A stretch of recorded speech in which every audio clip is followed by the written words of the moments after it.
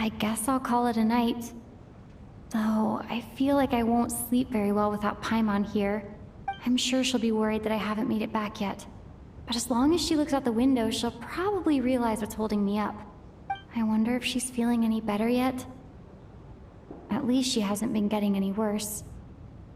Still, I should try and get back first thing tomorrow morning.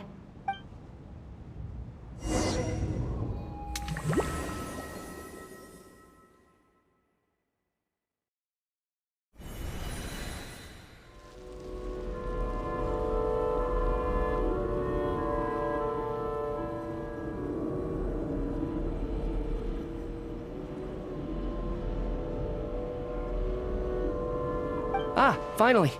Welcome back to the world of the living, lazy bones. I was about to wake you. The black mist is almost on us.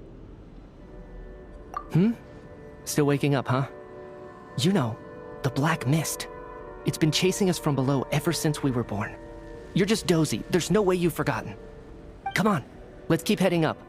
Onwards and upwards is the only way to survive. Don't listen to a word those black mist cultists say. Here we go again. The endless march toward survival.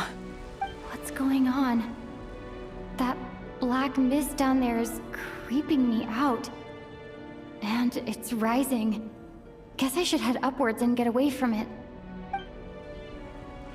The black mist cultists believe that being swallowed by the black mist leads to everlasting peace.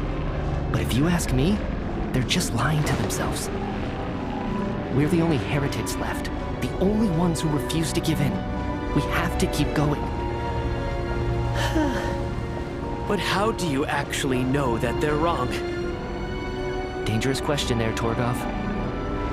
The moment your faith wavers, you start a chain reaction that ends in the collapse of your will.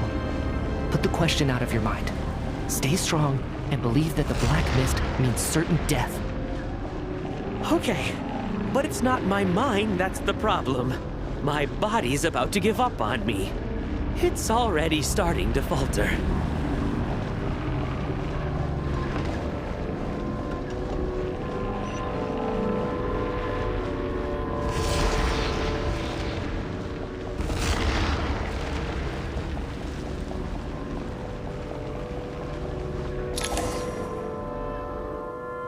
I can't do this anymore. I've had enough of being forever on the run. What's the point of it all? All this will pass eventually, I promise. Keep fighting. It will be worth it. You accuse the Black Mist cultists of being liars. But you're lying too. There is no end to this path. It keeps going up forever. There was never any hope to begin with. The cult of the Black Mist has poisoned your mind, Sobolova. Are you thinking of giving up as well? I am. I think I'll take my chances with the Black Mist over this perpetual torture. As much as I detest the Black Mist cultists, I'm just too weary. Then I bid you both farewell. Let me put my personal opinions aside for a moment and say, I hope that you both find peace within the Black Mist. Fate always appears so impossibly complicated. But at moments like this, its raw simplicity is laid bare. Their fate was sealed from the instant they entertained doubt. From then on, the outcome was both inevitable and irreversible. Let's go.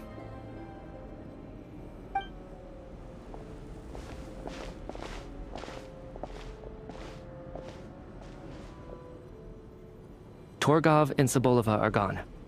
I never thought the day would come when even they would be swallowed by the Black Mist. It's just you and me now. Yes, it looks like it's satisfied. For now. This happens from time to time, but it won't be long before the Black Mist starts chasing survivors once again. No one knows how to stop its advance for good. Well, we should make the most of the precious moments of rest that those two bought for us. Huh? Are you really that sleepy, traveler?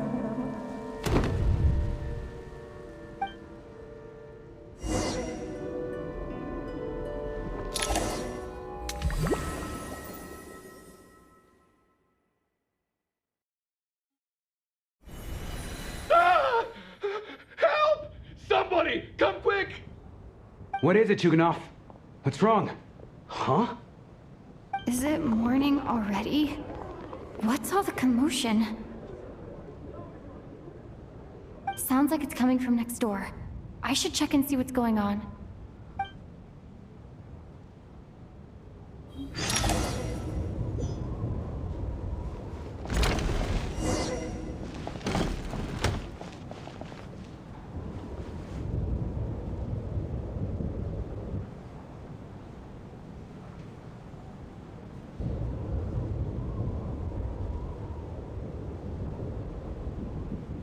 Don't look, Miss Tonya. Stay here. Okay. What happened to them?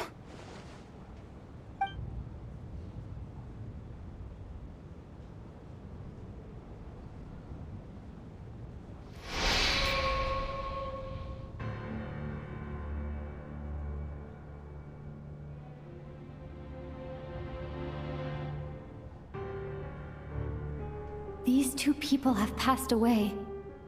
And the strange thing is that somehow I knew this was going to happen. I knew that they would be the ones to die. Have I seen this moment before? Or did I have some kind of premonition? I can't remember what it was. Let me take a look.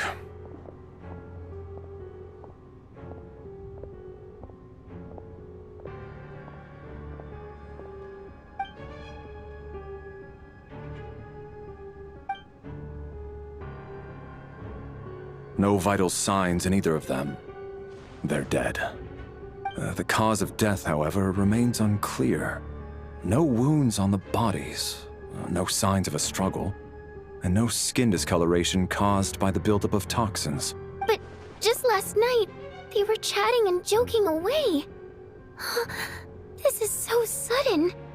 Could they have had pre-existing medical conditions? Even then, the odds of them both dying of sudden complications on the same night are extremely low. It's hard to believe that they died of natural causes, nor does this appear to be a suicide. Who was the first to discover the bodies? It was me. But these deaths have nothing to do with me, officer.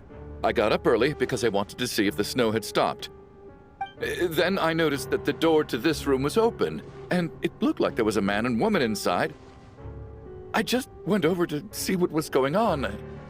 I had no idea they were... I can corroborate this. I was doing my morning exercises near the stage.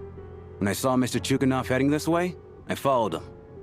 I can also confirm that I didn't see a single person approach that room before him. The snowstorm was raging all night, and it's still going now.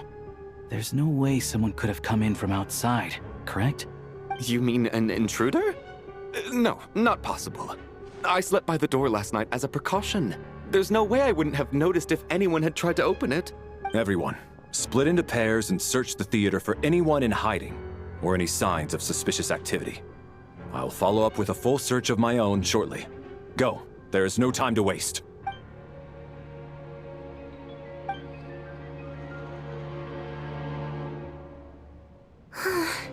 Nothing on your end either? Backstage is clear. No signs of suspicious activity. We checked the basement. Also clear. I don't think there's anywhere here that a living person could hide.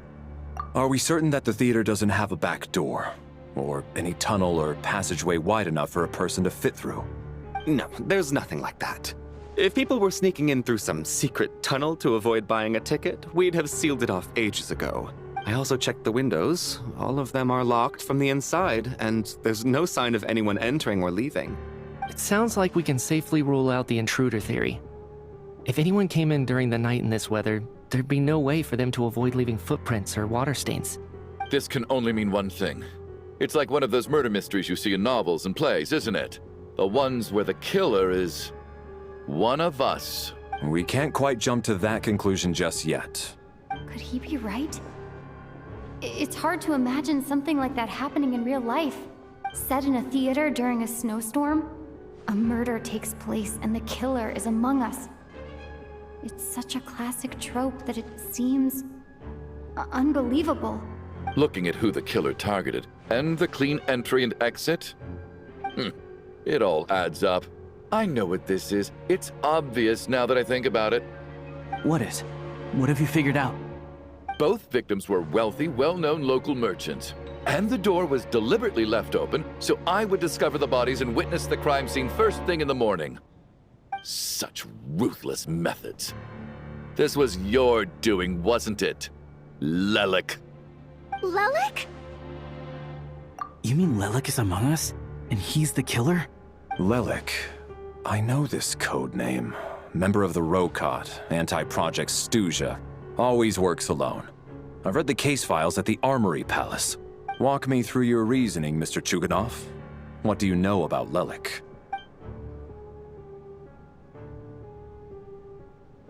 What now, huh? What now, Lelek? What more do you want from me? I already voted against Project Stuja at the Snezhno Gradvecha. You snuck into my house the other day while I was asleep. Left a threatening letter. And I did all that you asked. But Project Stuja cannot be so easily shaken. Not with the rooster in charge. So he really was threatened by Lelek. That makes sense. And now you're resorting to murder to threaten me. Isn't that right? I knew it. The Rokot despises the rich. The lives of the wealthy are but refuse in your eyes. Show yourself! Which one of you is Lelek, Tell me! I'll do whatever you want! Just stop playing these mind games! Was this really Lelek's doing? Would Odette really do something like this? If Odette really is Lelek, this seems out of character. But then again, how well do I really know her? I'm probably the only one here with a compelling theory about Lelek's true identity. But if I reveal it now, I'll be putting Odette in the line of fire. What should I do? I don't think it's likely that Lelek killed anyone. At least from the stories I've heard, he's never killed anyone before. And his name has never come up in connection with any murder cases. Besides, even if Lelek did want to threaten you, why resort to such an extreme and roundabout method? It's not his style at all. Vodyanitsa doesn't know that Lelek might be Odette, but her assessment is pretty much identical to mine. Miss Vodyanitsa, why do you suddenly feel the need to speak in Lelek's defense? Defense? Oh, no, it's just... I'm worried that we're jumping to conclusions here, so I wanted to share my point of view. Also, I don't think the Rokot is as bad as you're making it out to be. Well, if you think I'm so wrong, what's your theory then, Why don't you tell us who the killer is? The case is still evolving, Mr. Chuganov. Please do not prevent others from expressing their opinions so early on in the discussion. Even so, there's no denying that the recent threat received by Mr. Chuganov may well be an important clue. So there's still a good chance that Lelek is right here among us. I can't do this anymore. I don't care if it's still snowing outside. I have to get out of here. Whoa, take a beat. We all know it's far too dangerous out there. Even the soldiers couldn't get to us.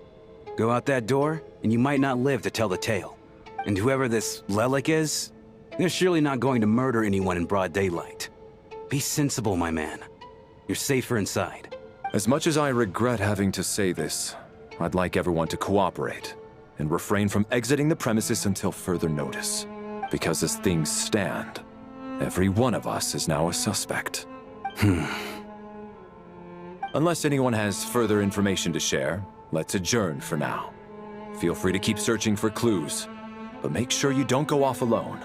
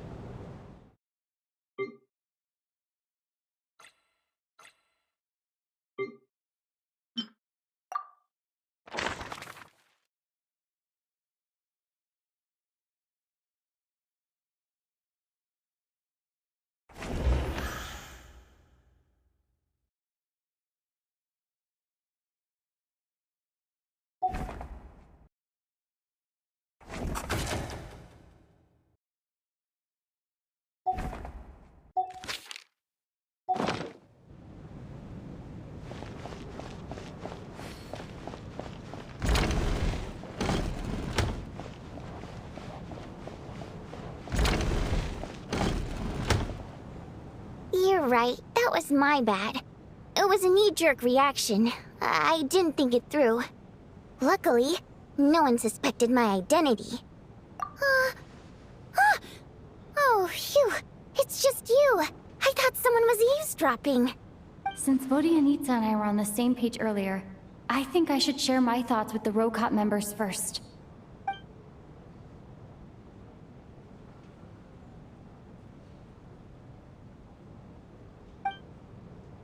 Whoa. Are you serious? I don't know if this counts as gossip, but it's definitely on track to be the juiciest this whole year. Odette? Really? Odette? Oh god, how dumb does this make me look? Lelek has been right under my nose this whole time, and I didn't notice a thing.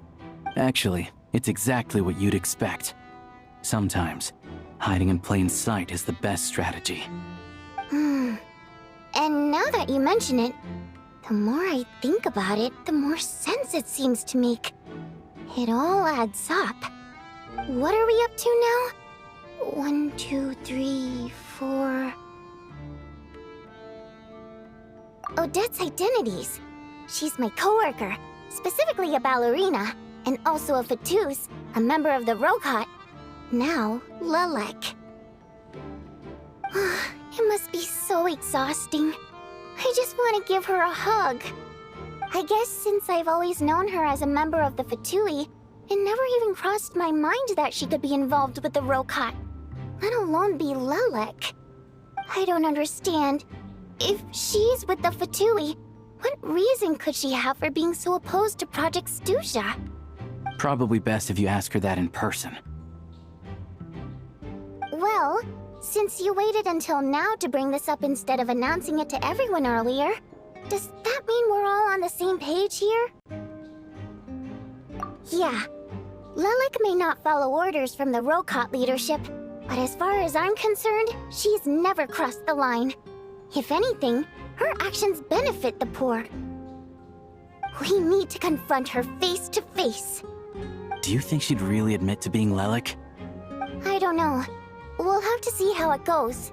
For now, we'll work on the assumption that she didn't kill anyone, and see how much she's willing to tell us.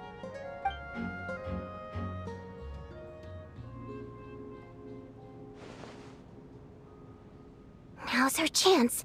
Odette's alone. Let's go. Hey, Odette. What is it, you guys? Shh. Keep your voice down. We need to talk. So, you're Lelek, aren't you? Alright, fine. You don't have to say anything or explain yourself. Just hear me out first. None of us believes you kill innocent people. Whoever murdered those 2 people last night, it wasn't you. The Traveler was the first to figure out your identity, but she kept quiet during the discussion just now. Still, it's clear where the group consensus is heading. Everyone believes Lelek is the culprit. If your identity is exposed, you'll be in a really bad spot. We're your colleagues, and we know what kind of person you are. I don't want anything bad to happen to you. So, can you clue us in? Tell us everything. The more we know, the more easily we'll be able to cover for you. Alright. Yes, I'm Lelek. And no, I'm not the murderer. And thanks, but I don't need you to cover for me. Actually, I'm planning to reveal my identity. Huh? You're gonna reveal that you're Lelek? Here? That's right. I'll admit I was surprised at first when Chuganov guessed that I was here. It was just a lucky guess, but it caught me off guard. But after taking some time to assess the situation and confirm where everyone stands, I don't believe I have anything to worry about. Are you sure you don't need a second opinion? Given the circumstances... Mr. Valeri! What?!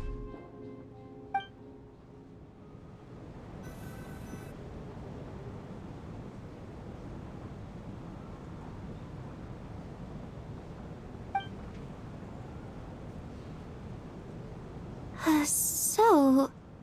Odette is Lelek? I don't know what game you're playing, but you've got a lot of nerve. It's just one identity. So what if it's exposed? I can disappear and adopt a new identity anytime I please. I made my peace with this when I chose to become Lelek.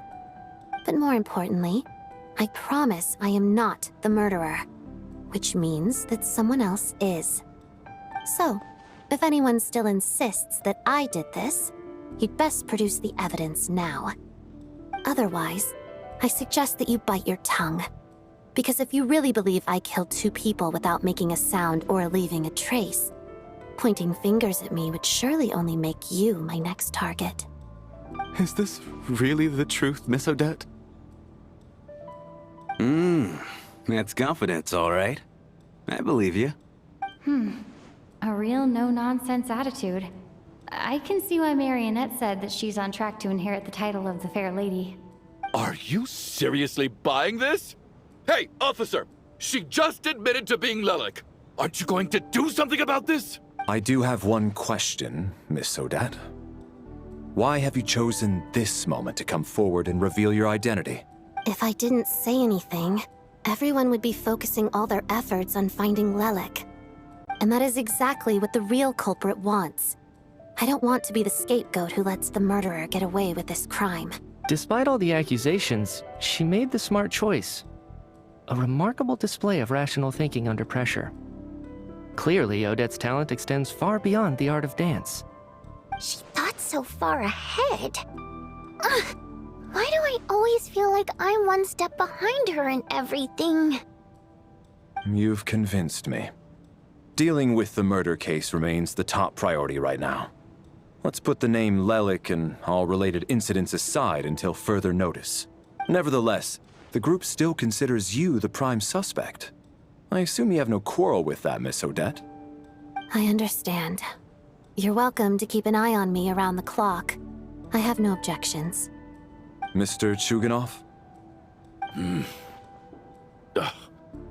For my wife and daughter's sake, I'll let you off the hook for now. But don't think you're forgiven for breaking into my house and threatening me. Just wait till we get out of here, Lelek. We'll settle the score then.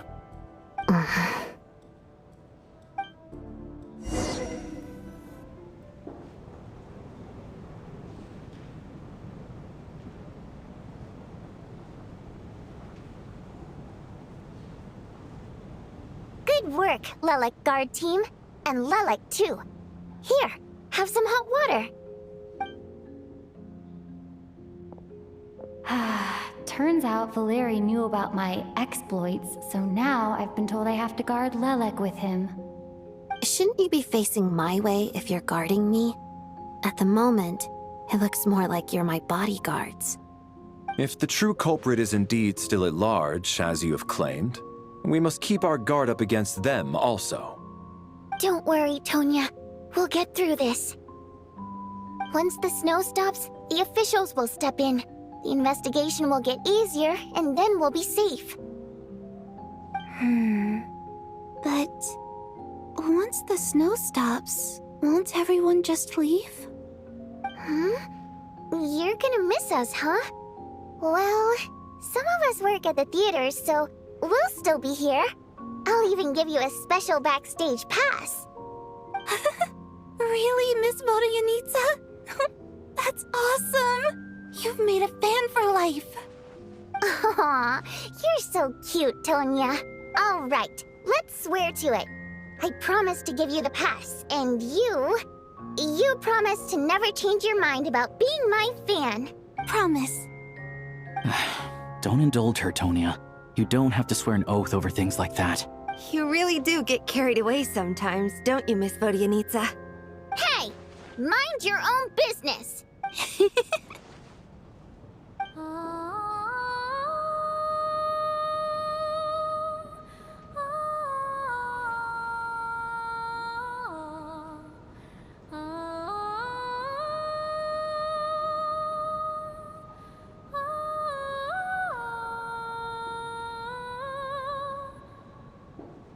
Don't be nervous, Miss Wateramp. Everyone's here. There's nothing to be afraid of.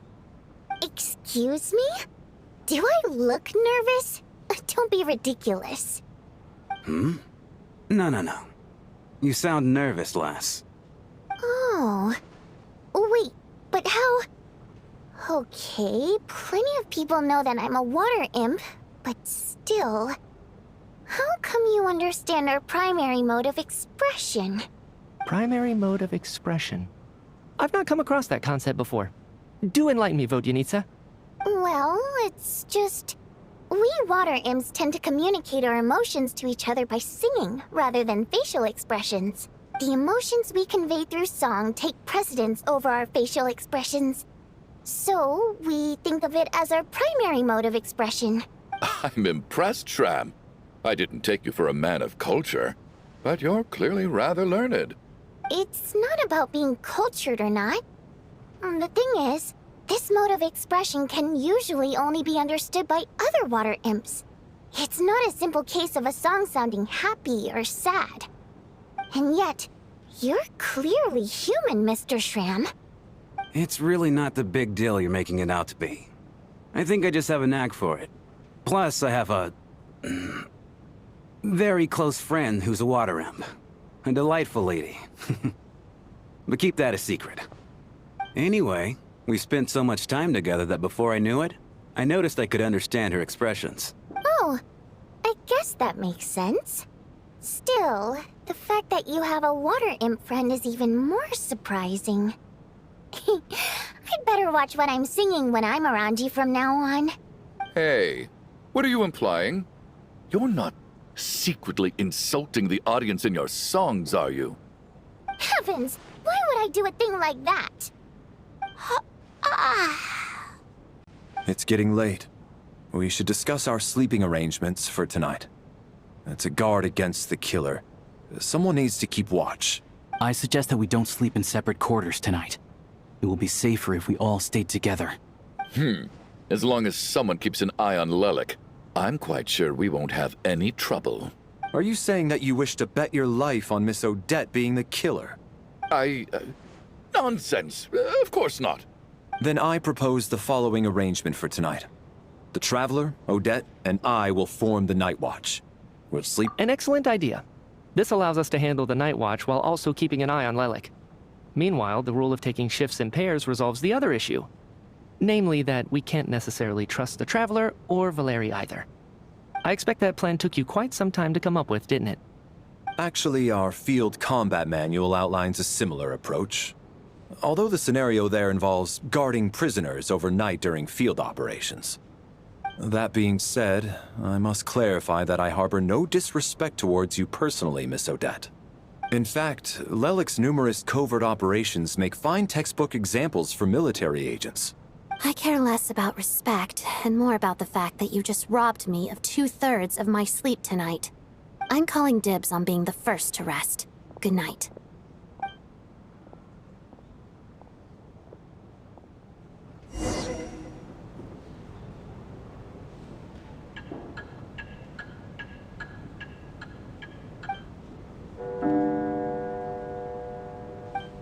It's almost time. We should wake Odette. How are you faring? Oh, not going to argue with that. I'll take a quick nap. If you start to feel sleepy, wake me up anytime. It's finally time for Odette and I to share the night watch. I should wake her up.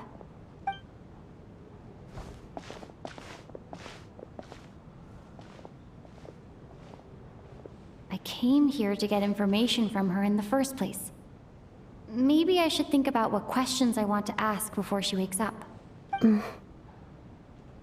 How long are you gonna keep staring at me? Couldn't sleep. My mind's been running haywire. Plus, there's something I've been meaning to talk to you about. I had a hunch that you wanted a conversation too. Let's take this chance to clear the air, shall we?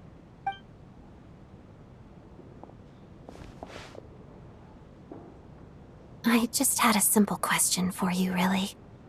It's, Rosaline. In her final moments, did she have any last words or anything? I see. Well, that was all. I have no other questions.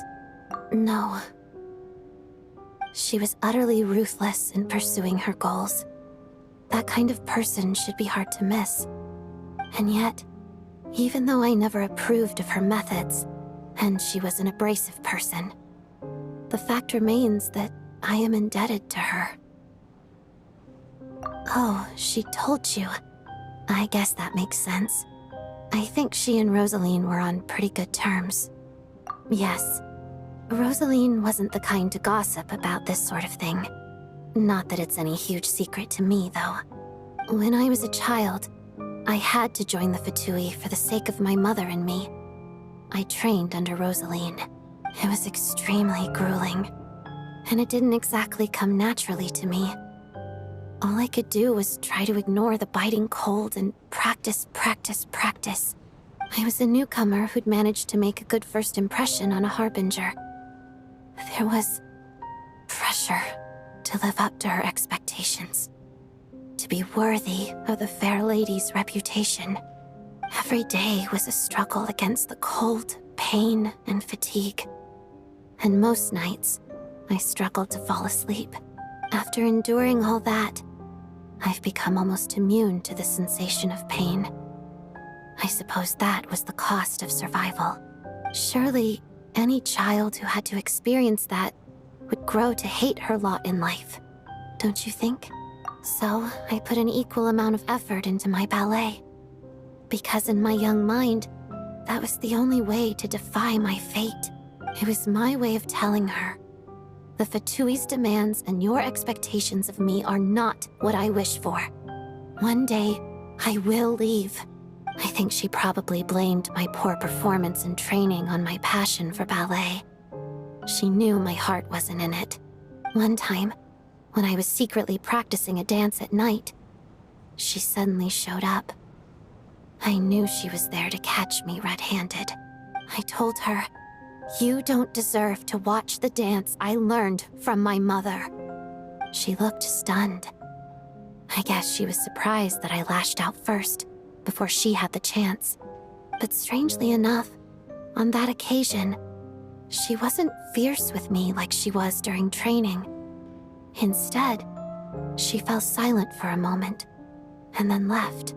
After that, she never interfered with my dancing or asked me how it was going. She never came to watch me dance again either. Not even once. She was. But even now, whenever I take out this core Ignis, I can't help but think of that night. Of the look on her face. Sort of. Although gift might be too kind a term. This is her flame sealed within ice. A symbol of her favor, yes, but also her way of keeping an eye on people. She knew the location of every piece of core Ignis. If any recipient started acting suspiciously, she'd be on to them immediately. Trust her to make even a mark of approval feel suffocating. So, when news of Rosaline's death reached Snezhnaya, many people immediately crushed their core Ignis. It gave them a profound sense of relief, like they'd broken free from her shackles. But I kept mine. With my sensitivity to pain being as dull as it is, the warmth from this core Ignis is one of the few things I can still feel clearly. I still wonder, did she really come to stop me that night?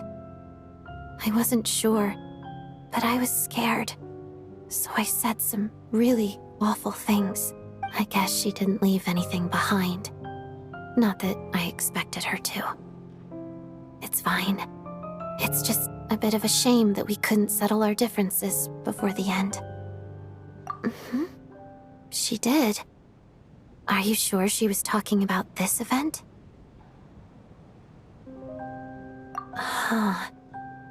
No, she didn't. I didn't even find out that she'd gone to Mondstadt until a while after she'd left. Wait, in that case... Okay, I will. Thanks for letting me know. There's something I'm trying to figure out. I'm beginning to suspect that Paimon's mystery illness is being caused by the energy research behind Project Stuja. Paimon's very important to me, so I have to get to the bottom of this. I figured that since you're Lelek, you might know something about all this. The ultimate goal of this energy experiment is to create a weapon for the final battle. The weapon's construction was completed in Nocturne. Now, all that remains is to arm it with a sufficiently powerful energy. Yes, the weapon's development and all the related experiments are overseen by Lord Piero, the Jester, and the lab is located deep within the Armory Palace. I'm not sure why this experiment would be making Paimon feel unwell, though. The best way to get to the bottom of it would be to go there in person. Once we get out of here, I'll help you apply for an entry permit. And I'm hardly the organization's proudest member, as you know. You answered my question about Rosaline. I want to do you a favor in return. It's that simple.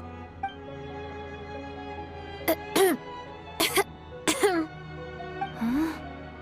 What's wrong? Are you not feeling well? You two seem to be hitting it off. I thought you were sleeping. Of course I was. In the military, one learns to fall asleep quickly, even in the most inhospitable environments. It's vital to staying alert and energized. Why? Is something wrong? Even if he was awake, he can't have overheard us, right? Well, thank you both for keeping watch. Traveler, I'll take over for now. It's your turn to get some sleep. Sure.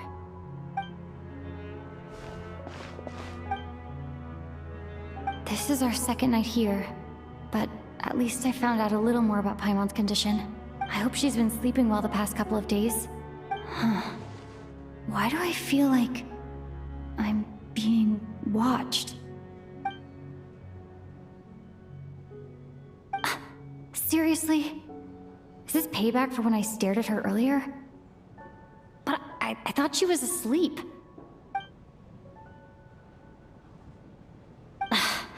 Never mind. I'd better try and get some sleep myself.